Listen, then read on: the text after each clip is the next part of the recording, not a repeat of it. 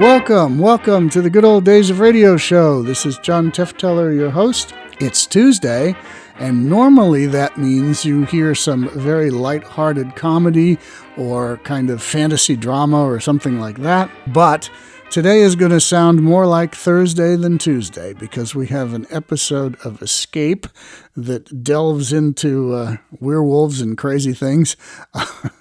So it should be on Thursday, but because we have our special guest back with us again, the man of 1,000 voices from the land down under, Mr. Keith Scott, a longtime old-time radio collector and researcher. Keith has done extensive research on identifying cast members of these radio programs. If you've listened to any number of radio programs from the 30s, 40s, and 50s, very few cast members are given credit on the program. And so when we hear these voices, some of us can pick out some of them and say, oh, that's Bill Conrad or that's Paul Frees or whoever it is, because we know their voices. But they're not credited in most cases at the end of the programs. And Keith has spent decades looking at old scripts in libraries and archives to try to figure out who is the voice of this particular character on this particular show.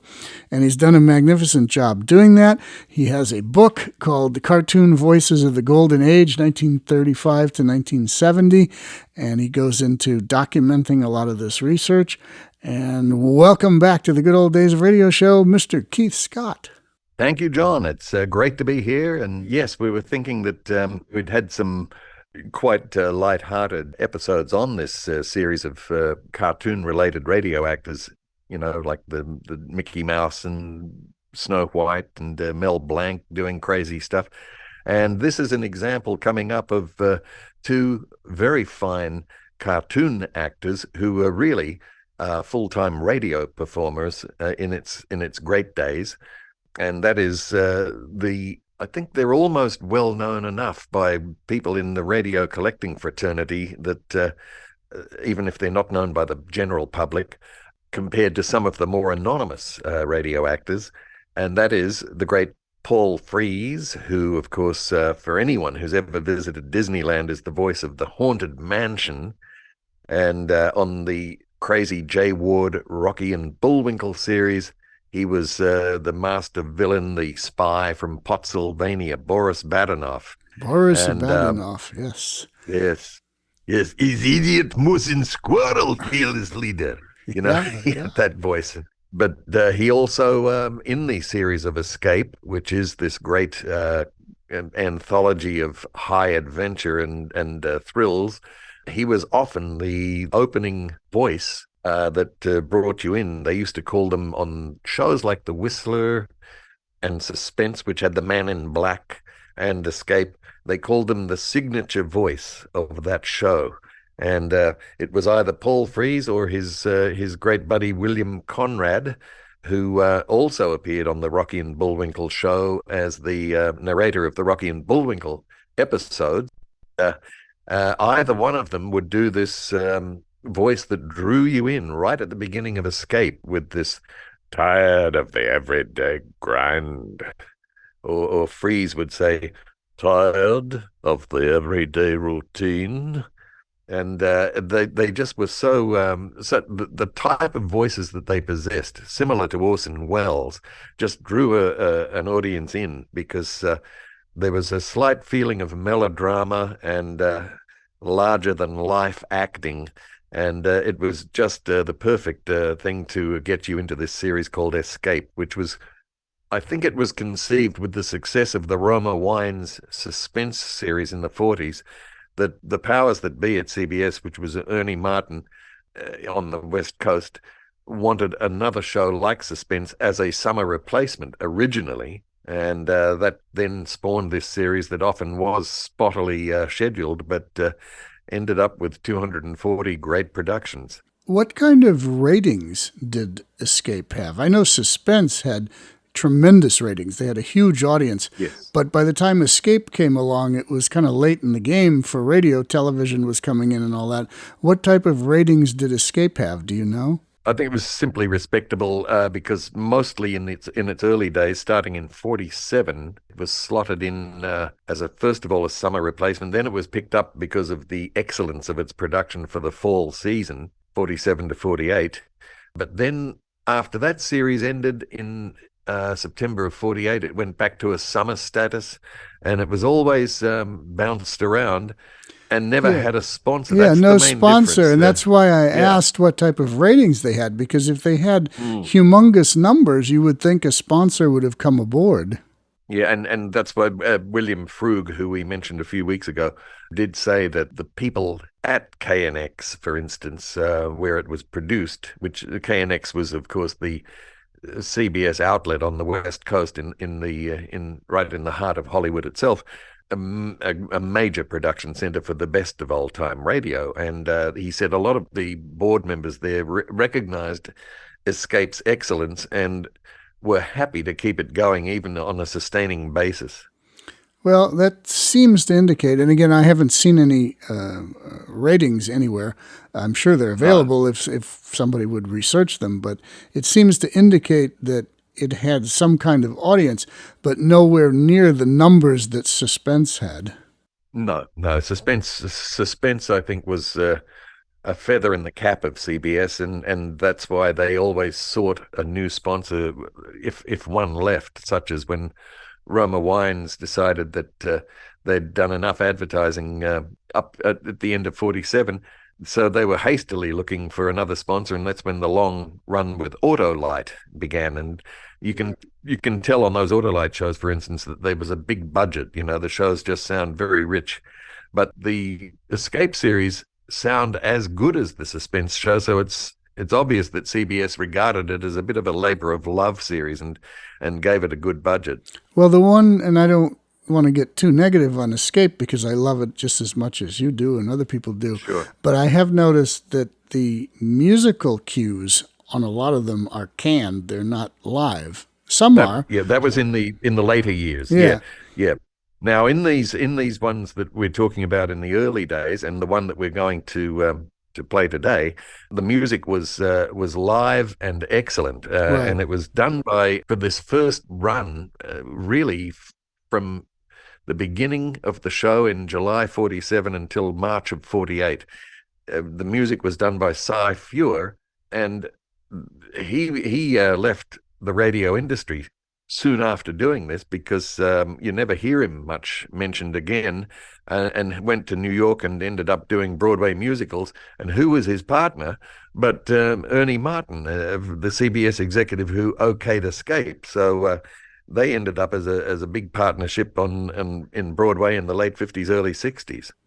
Do we need to say anything about Ancient Sorceries? I think you mentioned it was written by a famous horror Yes, writer. Algernon Blackwood. Yeah, that's right. He had a reputation, along with H.P. Lovecraft, as one of the great horror authors in short stories. Again, But for I unless do you know H.P. Lovecraft, and I know some of his favorite famous stories and all that.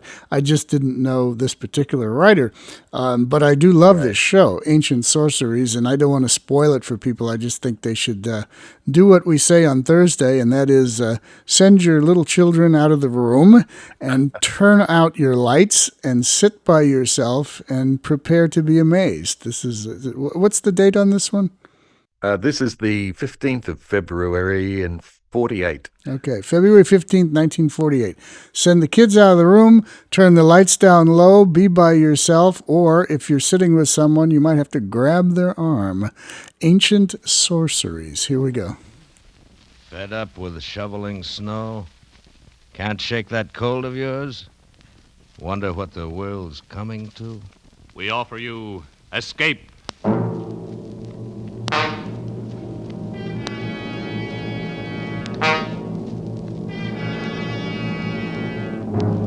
You are alone in a remote village on the Welsh border, surrounded by silent townspeople who are watching and waiting for you to decide to lose your soul.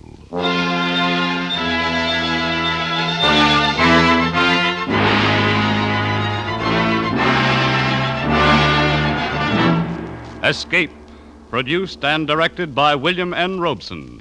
and carefully contrived to free you from the four walls of today for a half hour of high adventure. Tonight we escape to a remote section of Wales and a strange village between two worlds, as Algernon Blackwood described it in his eerie story, Ancient Sorceries.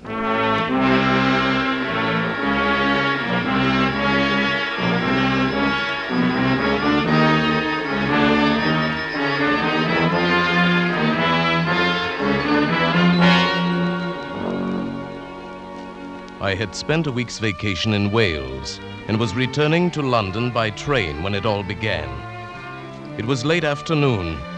We'd left the Welsh mountains and crossed the border into western England, passing through a countryside which appeared singularly empty, deserted of life. Over the soft hills and the valleys between hung a faintly perceptible haze, given to the whole landscape a feeling of enchantment and unreality. The train at length slowed down to a stop at a tiny wayside station.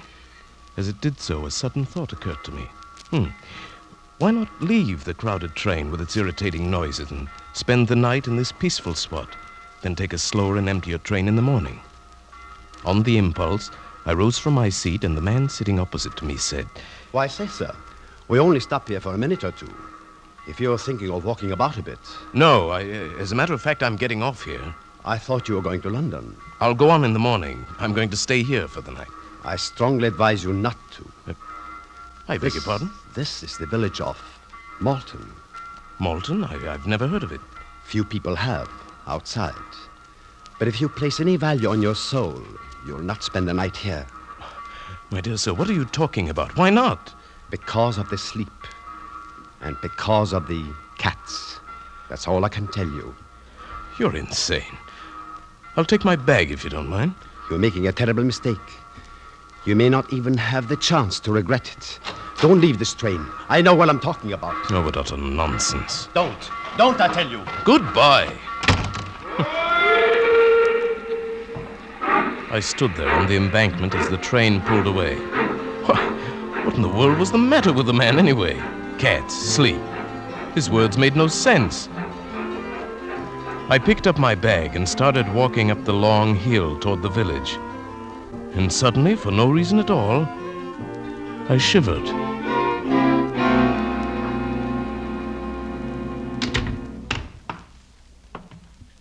Hello?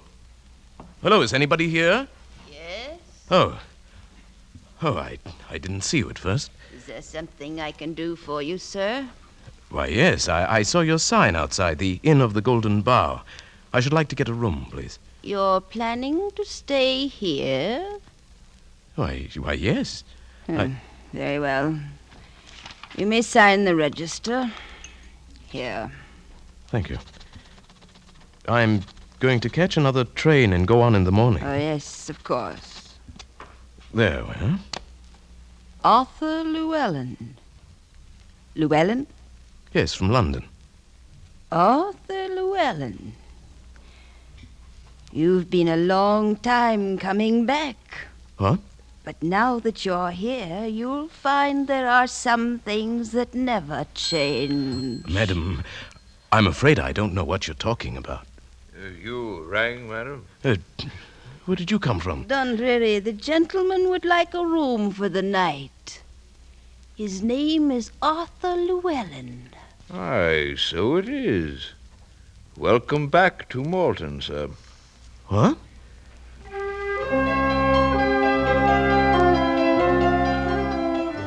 Why, I knew I'd never been here before. What was it all about? First the man on the train, and now these people. Were they crazy, or was I? I left the inn and walked along narrow cobbled streets, beneath quaint gables leaning out from the silent, shuttered houses, through dappled pools of light and shadow. It gradually dawned upon me that the village of Malton was centuries old, older than any town in England ought to be. And the people I passed now and then were dressed in the fashion of another day. They paid no attention to me. They went silently about their own business. Yes, that was it. That's what I'd been noticing. Silently. They came and went with only soft padding sounds to mark their passing, as though they walked in shoes with soles of velvet. When I stopped, there was no sound. The silence was unbroken. I hurried on through the streets and came at last to the far side of the village, to a place where the hill broke away sharply from a low, flat wall of stone, perhaps a rampart once. I sat down upon it, and the dreamy, lazy somnolence of the place stole over me. Presently, I don't know how much later, I became aware of the sound of weird music rising out of the vale below me. I looked down from the rampart. The sunken plain at the bottom melted away into a sea of gathering shadow, blurred in a swirl of thickening mist.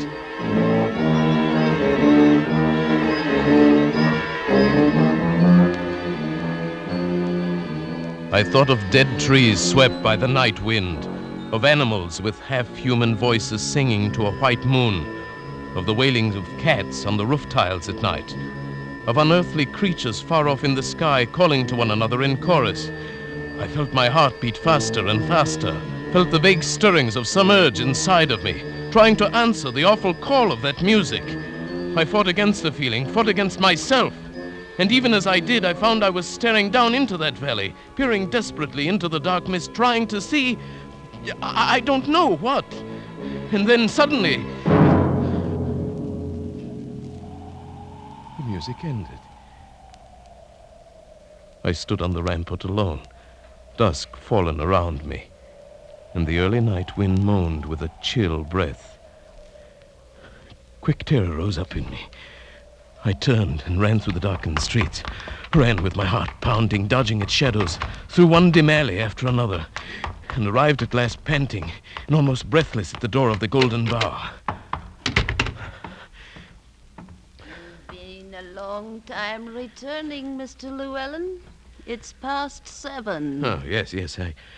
I guess I walked farther than I meant to. I didn't realize it was so late. You heard the music, didn't you? Yes. Strangest music I've ever heard. How did you know? Who plays it, anyway? Then you didn't remember it? No. Why should I? The thing was becoming irritating, this quiet insistence that I was someone else. I went into my lonely dinner and ate as quickly as possible. Then, taking the candle Dundreary gave me, I crossed the lobby, climbed the stairs behind the desk, and walked past silent doors down the long empty hall that led to my room at the end. I was halfway to my door when suddenly the flame of my candle went out. I stood stock still in the pitch blackness, fumbling for a match. At that moment I knew that someone, or something, was there with me in the darkness. I held my breath and listened. There was no sound, no movement. I reached out and felt the wall and moved along it, feeling my way in the inky blackness. It was then I touched it. Near my face, another soft, warm, yielding, and alive. Who? What is it? It is I, Ilsa. And who? Ilsa. Don't you remember me, Arthur? No. No. But wouldn't you like to remember me? Don't you want to see me again? To look at me? Now? I don't know. But not tonight, Arthur. Perhaps tomorrow. Tomorrow.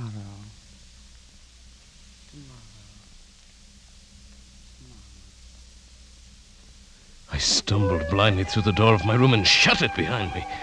I lit the candle and flung myself across the bed. The room was small, with one shuttered window, and the light of the flame flickered on the walls and ceiling. I stared at the hand that had touched her out there in the dark hall. I lifted it up to my face, and smelled of the barbaric scent that still clung to my fingers. It was evil, maddening. The candle sputtered and burned, and the melted minutes dripped away. Who was I? Who were these people? Who was Ilse? I fell asleep finally, and dreamed of soft-moving creatures and the silence of life in a dim, muffled world devoid of all feeling but ecstasy. And I dreamed, too, of cats.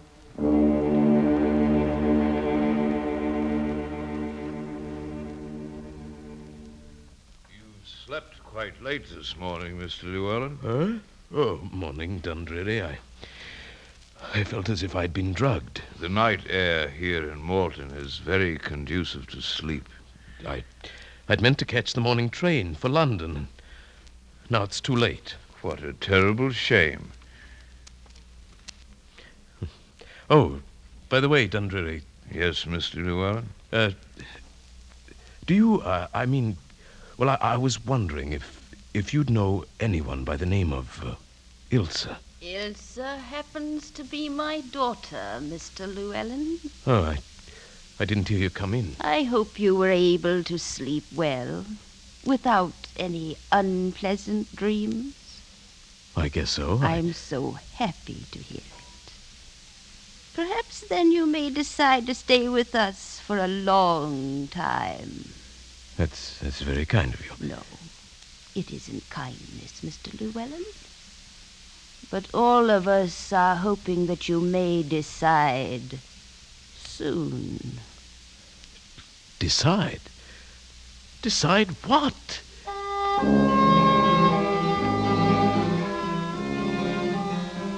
It was no use. None of them would answer my questions. They seemed to think I should know already.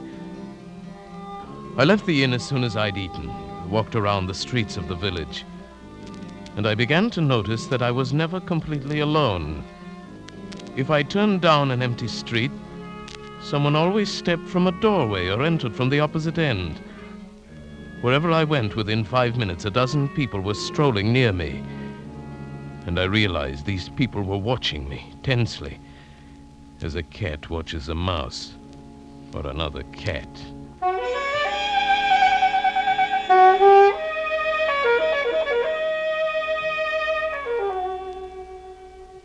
It's quite fortunate you came back early, Mr. Llewellyn. Your dinner this evening is a rather special one. Special? What do you mean by that? You are to have a guest. Huh? Who? An old friend. She's coming now. The girl who came toward us across the room was lithe and slim, and she moved with the sinuous grace of a young panther. She was lovely, exotic, and terrifyingly beautiful. May I present Mr. Arthur Llewellyn, Miss Ilse? He's been with us for 2 days. Yes, I know. My mother told me. May I sit down, Mr. Llewellyn? Hmm? Oh, yes, please do. Here, permit me. Thank you. You may sit, Andre. Thank you, Miss Ilse. Then you're Ilse? Yes. Don't you remember me, Arthur? From last night. It was you last night, wasn't it?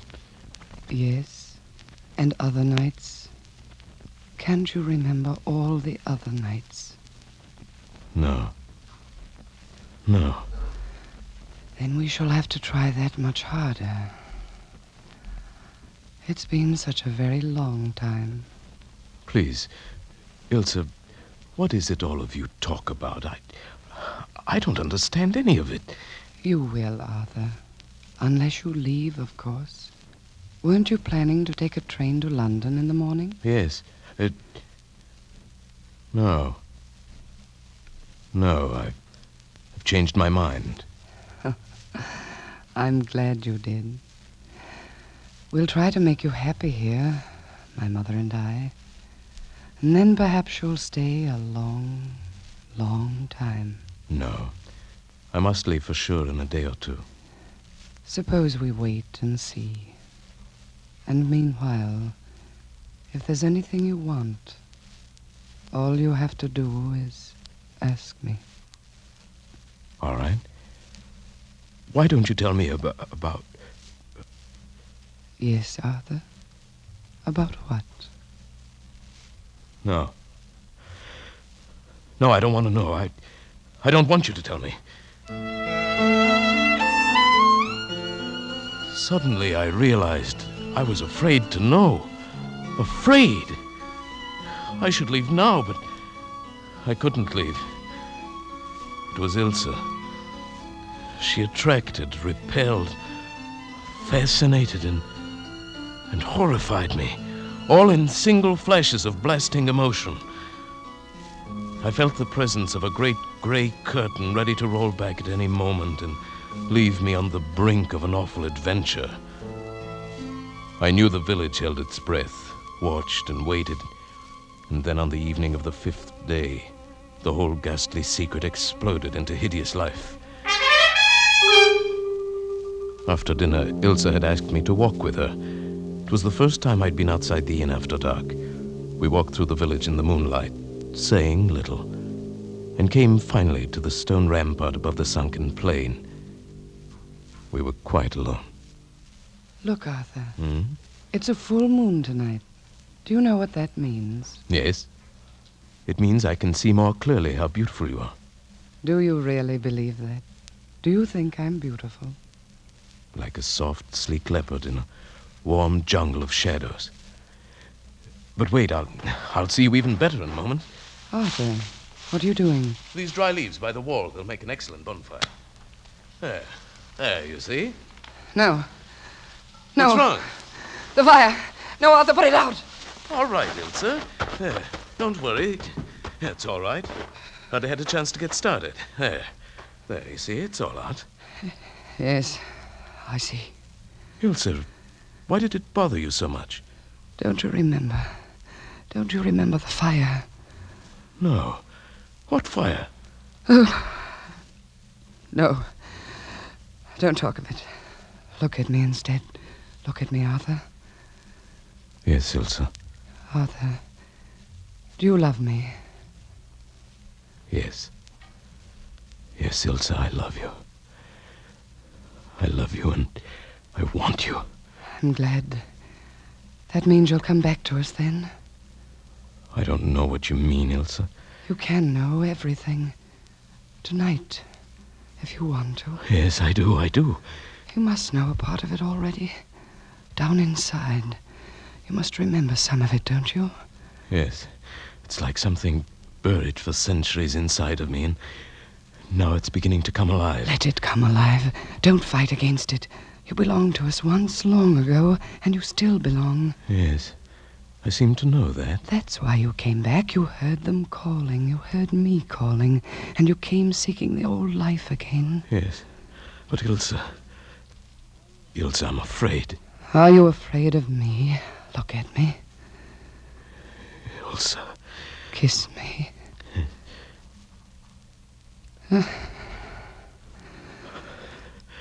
Ilse. Will you live the old life again with me tonight? Yes. I've known that you would because I own you, Arthur. You belong to me and I want you, and I shall never let you escape from me again. Yes. Go back to the inn then. Wait for me, Arthur. I shall come for you. Tonight.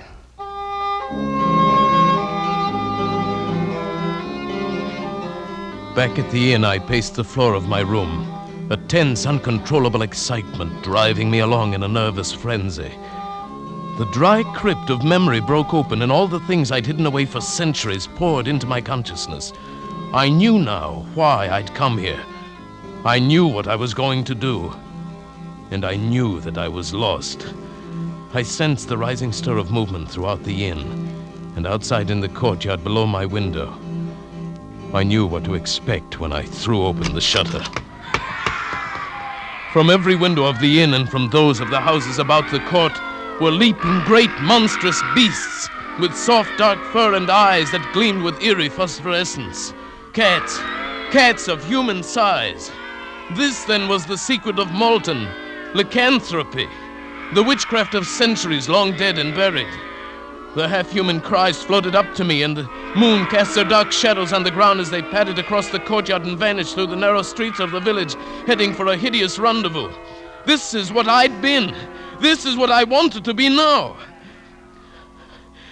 I scarcely heard the door of my room open behind me. Are you ready, my love? Shall we join them? Ilsa. Here, Arthur, the sacred balm, made of vervain and mistletoe and blind things out of the sea. Remember? Yes. Yes, I remember. Take it. Use it. We'll change now, transform, leap from the window and join them. Lead us again, Arthur. Yes, but not here, Ilsa, not yet. Wait until we get there. Then we'll change. If you wish. Come then, Arthur, to the stone wall above the grove. That's where we'll change, on the stone rampart.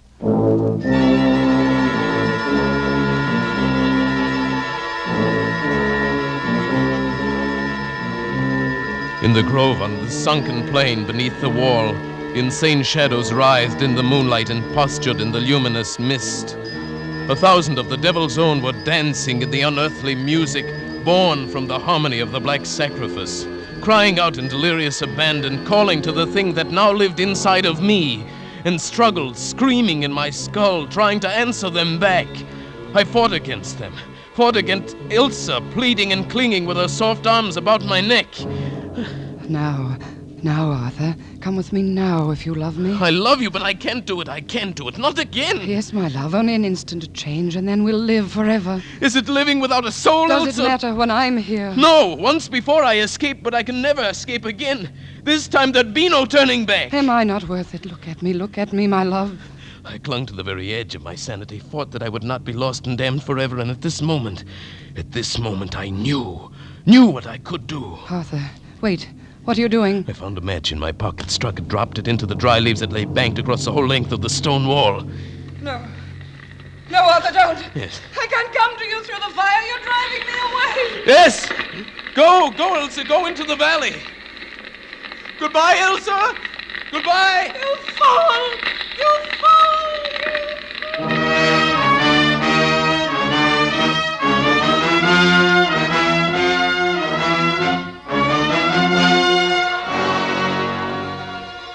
I turned from the wall of flame that for a few minutes would shut me off from the valley, ran through the moonlight streets, not back toward the inn of the Golden Bower, but down the long road that led away from that cursed village of Malton.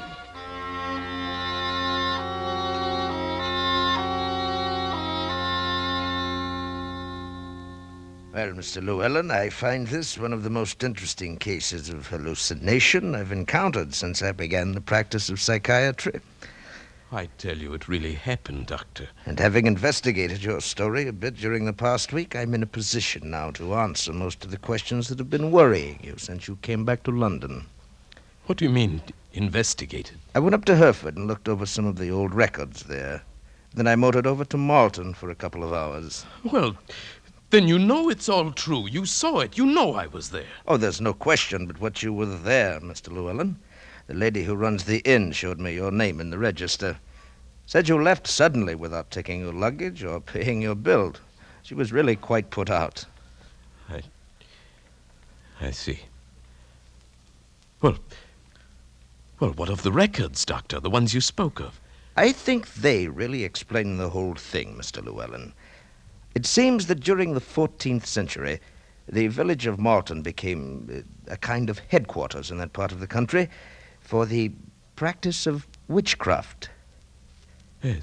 Yes, go on. Numerous trials were held there in the late 1300s, and a great many men and women were convicted of sorcery and burned to death. Yes? In the records of a trial in 1372, I found the name of an Arthur Llewellyn and of Ilsa and her mother. That proves it, then. It proves a clear case of hallucination. You knew that story before you went there, not consciously, but somewhere deep in your latent memory. I knew nothing about it before. That man was an ancestor of yours. The story must be known in your family. When you arrived in Malton, accidentally, the association of the name just pulled the trigger. and your imagination did the rest. Yes, but Doctor, my parents died when I was 4. I've never been around any of my family ever. No matter. You see, a childhood memory is amazingly persistent at times. Yes. Yes, I suppose it is. I knew then what I had to do. The only thing I could do. There'd be no use in talking further with the doctor. He'd find some phrase of science to cover everything. He'd even try to explain away the mark I still carried across my shoulder where Ilsa had thrown her arm about me in those last mad minutes on the rampart. A mark that was covered with soft gray fur like the fur of a cat. I knew now what had to be done, and what must be done while I still retain my sanity. One last act, final and irrevocable. An act that begins by walking into the railway station at Charing Cross. Good evening, sir. May I help you? Yes. I'd like a ticket to Malton, please. Malton? I don't believe I... It's a little village on the Swansea line near the border of Wales. Oh, yes. Here it is. I don't believe I've ever sold a ticket to Malton before. I don't doubt it. Let's see. 4 and 6, single fare, first class. Did you wish a return trip, sir, or one way? What did you say? Oh, I'm sorry. Make it one way.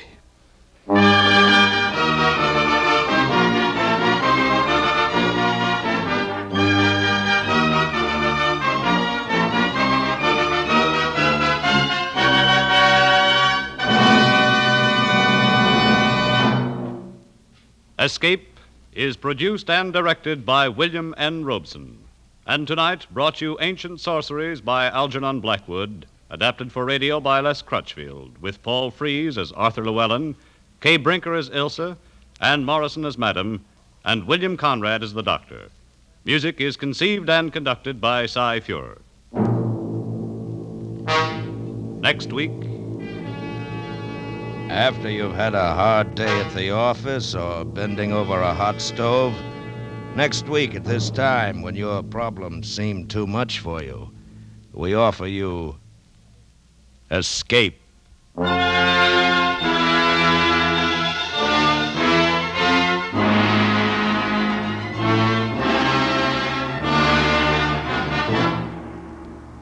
Next week, we bring you another exciting story of high adventure.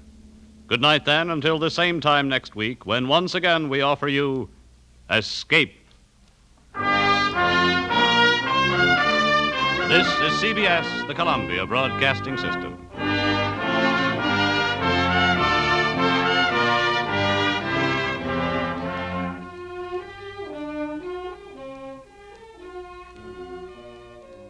Okay, you can turn on the lights. You can turn on the lights and stop thinking about those cat creatures that might be crawling up windows and different things.